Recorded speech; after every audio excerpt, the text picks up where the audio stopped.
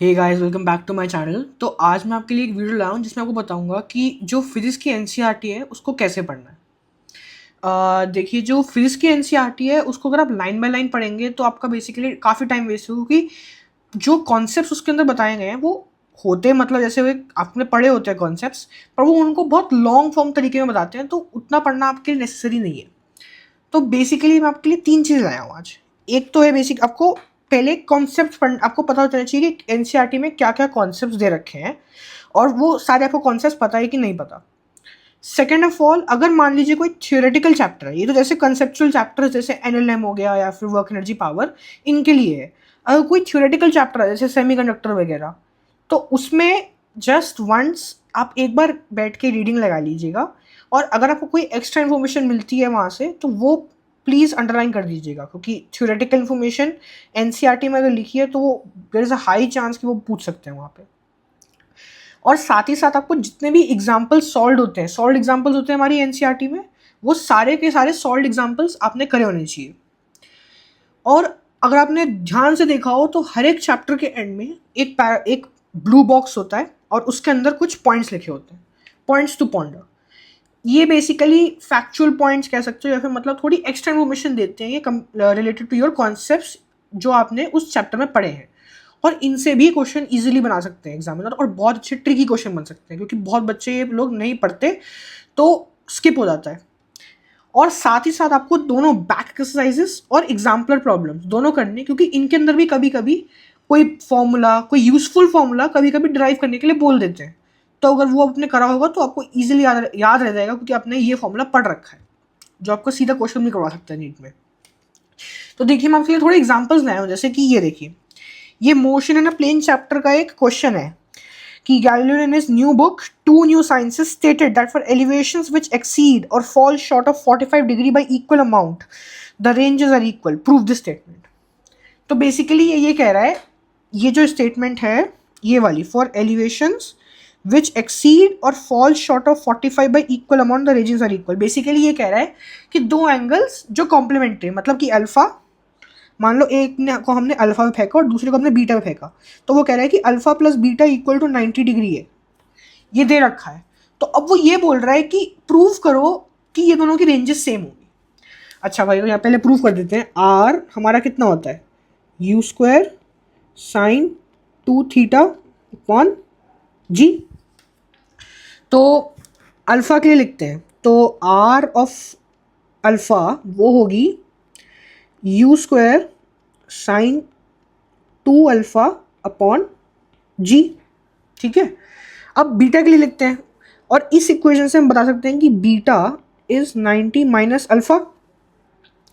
तो are beta आ जाएगा you square sign 180 minus 2 alpha.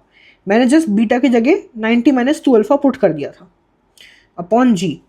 तो अब साइन ऑफ 180 माइनस 2 अल्फा कितना होगा, यू स्क्वायर साइन 2 अल्फा, और ये दोनों इक्वल आ गए। Therefore R alpha is R equal to R beta. ये चीज़ तो हमारी प्रूव हो गई।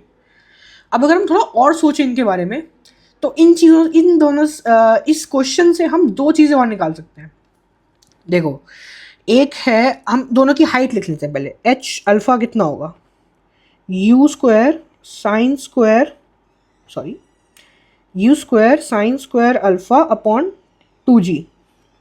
एंड एच बीटा होगा u square sine square 90 minus alpha upon 2g, मतलब कि u square cos square alpha.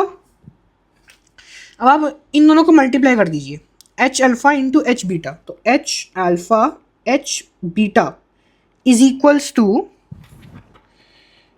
You की power 4 sine square alpha cos square alpha upon 4g²। तो अब अगर मैं दोनों तरफ अंडर रूट ले लूँ, H alpha H beta is equals to u square sine alpha cos alpha upon 2 g. अब साइन अल्फा कॉस अल्फा को मैं लिख सकता हूँ u square upon 2g into sine 2 alpha upon 2।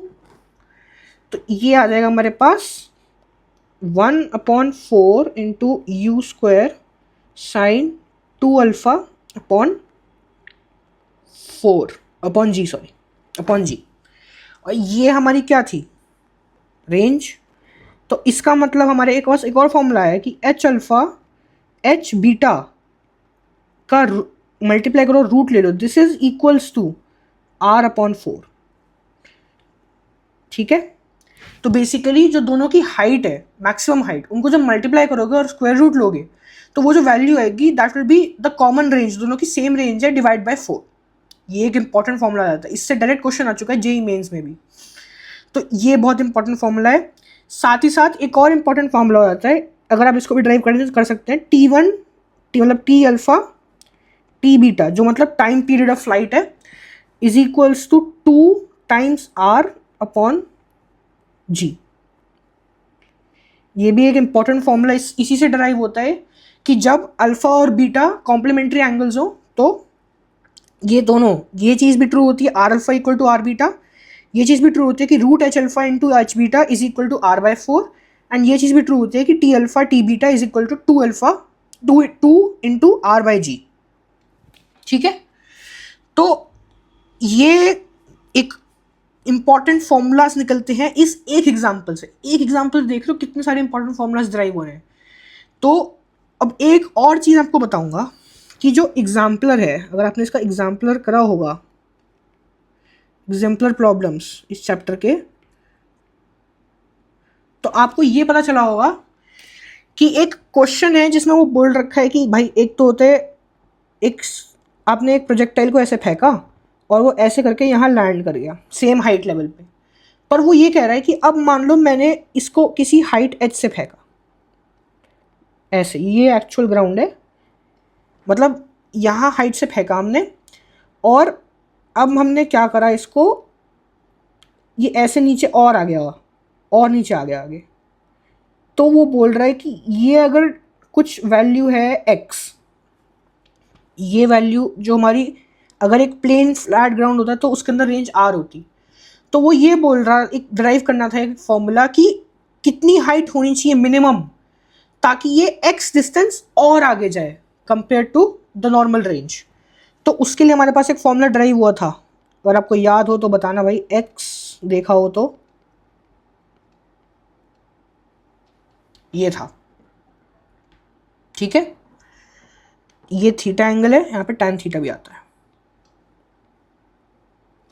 ये फॉर्मूला हमें एग्जाम्पलर में डिराइव करवाया गया है, जो एनसीईआरटी का एग्जाम्पलर है इस क्वेश्चन के लिए। ठीक है, तो ये 2-3 चीज़ें हैं इस चैप्टर में इंपॉर्टेंट, क्योंकि देखो ना भाई सारी चीज़ें इंपॉर्टेंट है, ये तो बहुत ही इंपॉर्टेंट है, ये भी एक सॉल्ड एग्जाम्पल से देखो इतनी सारी इन्फॉर्मेशन पता चल रही है आपको। तो अगले और एग्जाम्पल पे आते हैं। ये देखो भाई, वर्क एनर्जी पावर का ऑब्लिक कोलिजन का क्वेश्चन है ये। एक ऑब्लिक कोलिजन का मैं डायग्राम दे रखा है, और एक ये क्वेश्चन भी है कि consider the collision depicted in this graph to figure to be between billiard balls with equal masses. ठीक है, बॉल्स की इक्वल मास है। The first ball is called, okay वो तो जो हमारा पूल का होता है, and the billiard player wants to sink the target ball in the corner pocket which is at θ2 equal to 37. Then assume that the collision is elastic and that the friction and the rotational motion are not important of tan θ1. ठीक है भाई, तो इससे हम एक चीज़ drive करते हैं, और इम्पॉर्टेंट चीज़, ये देखो, ये एम मास और एक और बॉल यहाँ से आई और इस पर से टकरा रही है, ये इसकी v1 इनिशियल है। ठीक है, v1 इनिशियल वेक्टर, ये तो हमारा उसका है before the collision, oblique collision हो रहा है यहाँ पे, तो स्लाइटली ऑफ सेंटर्ड है दूसरी बॉल। अब उसके बाद सिचुएशन क्या हो रही है भाई कि ये हमारी ओरिजिनल डायरेक्शन ट्रेजेक्टरी थी, हमारी क्यू बॉल ऊपर जा रही है ऐसे v1 फाइनल वेलोसिटी से, ठीक है, किसी थीटा एंगल पे, एंड ये एक जो हमारी दूसरी बॉल थी, हमारी दूसरी बॉल थी वो नीचे जा रही है, ठीक है, किसी v2f वेलोसिटी से, यही दिखा रखा है डायग्राम में। तो इसमें पहले हम, क्योंकि दे रखा है ये इलास्टिक कोलिजन है, तो हम दोनों मोमेंटम को भी कंजर्व कर सकते हैं, इनिशियल और final, and the kinetic energy before and after the collision will be same. तो हम दोनों को एक बार अप्लाई कर देते हैं। तो जो हमारा इनिशियल मोमेंटम है पी इनिशियल, वो कितना है, m into V one initial. Keep in mind ये सारी वेक्टर क्वांटिटीज है, तो मैं वेक्टर का साइन लगा रहा हूँ ऊपर, and this should be equal to p final. और p फाइनल क्या है, p फाइनल है v1f प्लस v2f m। मैंने कॉमन ले लिया क्योंकि दोनों का मास सेम है। तो भाई इस इक्वेशन से आप ये दे सकते हो कि v1 initial is equals to v1 final plus v2 final. और कीप इन माइंड ये वेक्टर इक्वेशन बना रहा हूँ, ये वेक्टर इक्वेशन क्योंकि p जो मोमेंटम है वो हमारी वेक्टर क्वांटिटी है। तो अगर मेरे को सिर्फ v1 का मैग्नीट्यूड लिखना हो तो ये v1 का जो मैग्नीट्यूड है वो कितना होगा, हमने क्या पढ़ा था, जो दो वेक्टर्स को ऐड करते हैं तो क्या होता है उसका सम, v1f square plus v2f square plus 2v1f v2f, और दोनों के बीच में एंगल, दोनों के बीच में एंगल कितना है, θ1 θ2 ले लेते हैं, तो cos θ1 प्लस θ2, ठीक है। तो बेसिकली ये है v1 इनिशियल जो मैग्नीट्यूड का स्क्वायर है that is equal to v1f square plus v2f square plus 2v1f v2f cos θ1 plus θ2। ये एक इक्वेशन हमारी मोमेंटम कंजर्वेशन से आ गई। अब हम एनर्जी कंजर्वेशन कर देते हैं। इनिशियल टोटल काइनेटिक एनर्जी कितनी होती है, half M V I square, final में कितनी होगी, half M v1f square plus half M v2f square. तो अब यहाँ पे m/2 तो कैंसिल हो रहा है, तो मतलब कि v1i square is equals to v1f square plus v2f square. तो ये हमारी दूसरी इक्वेशन आ गई काइनेटिक एनर्जी कंजर्वेशन से, और ये ऊपर वाली हमारी पहली इक्वेशन है मोमेंटम कंजर्वेशन से।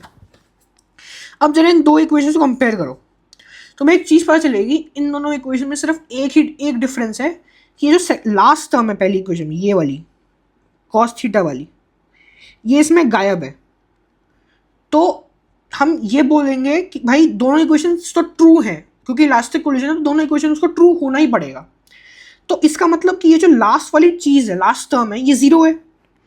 2v1f v2f cos θ1 प्लस θ2, ये कितना है, ज़ीरो, क्योंकि दोनों इक्वेशंस ट्रू होनी पड़ेंगी। तो इसका मतलब कि cos θ1 plus θ2 equal to zero, क्योंकि v1f और v2f तो ज़ीरो नहीं है, क्योंकि दोनों जा रही है, दोनों वेलोसिटी है कुछ। तो इसका मतलब कि θ1 plus θ2 is equals to 90 degree. और ये हमेशा ट्रू है फॉर एन ऑब्लिक कोलिजन जो कि इलास्टिक है और जिसमें दोनों बॉल्स का जो बॉडीज टकरा रही हैं उनका मास सेम हो और एक रेस्ट हो। तो ये उस सिचुएशन के लिए डेफिनेटली ट्रू है।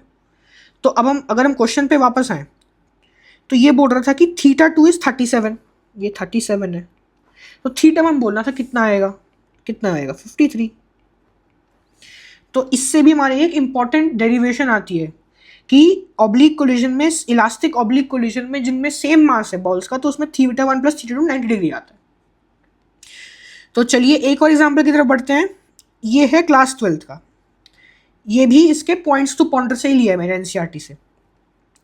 Infrared waves with frequencies lower than those of visible light vibrate not only the electrons but the entire atoms or molecules of a substance. The vibration increases the internal energy and consequently the temperature of the substance. This is why infrared waves are often called heat waves.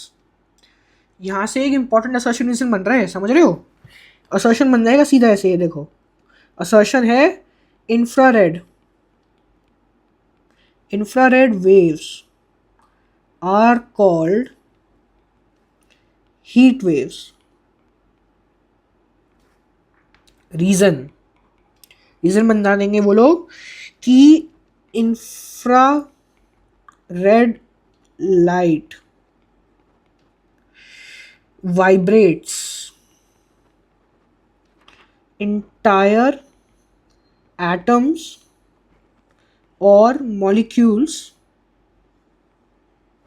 of a substance, thereby increasing internal energy. ठीक है, तो ये सीधा एक assertion से बन जाएगा। और ये कहाँ से उठाया उन्होंने? एनसीईआरटी के पॉइंट्स टू पॉन्डर में से। ठीक है, तो देखिए ये जो 2-3 एक्स्ट्रा पॉइंट्स हैं, कुछ सॉल्व एग्जांपल्स हैं, ये बहुत इंपॉर्टेंट होते हैं क्योंकि इनसे भी देखो इतने 3 मैंने सिर्फ क्वेश्चन लिए अभी तक, और इतनी सारी इंफॉर्मेशन, इतने सारे एक्स्ट्रा पॉइंट्स मैंने आपको बता दिए। ये देखो, चलो ये आपका होमवर्क है भाई, बताना ये मोशन है ना स्ट्रेट लाइन, मोशन है ना प्लेन में ही है, इसकी डेरिवेशन बताना कैसे कराई इन्होंने ये। ठीक है, तो इतनी सारी इंफॉर्मेशन आपको सिर्फ 3 क्वेश्चन से मिल रही है। तो ये तो हर एक चैप्टर के एंड में पॉइंट्स टू पॉन्डर है, बहुत सारी चीज़ें हैं। तो इन्हीं माइन्यूट डिटेल्स पर अगर आप ध्यान देंगे ना तो आपका फिजिक्स स्ट्रांग हो जाएगी और आपको कोई दिक्कत नहीं आएगी। आपकी थ्योरेटिकल पार्ट में तो बिल्कुल दिक्कत नहीं आने वाली आपको। So if you have any doubts in the comment, just leave them in the comments. Thank you for watching, subscribe to my channel.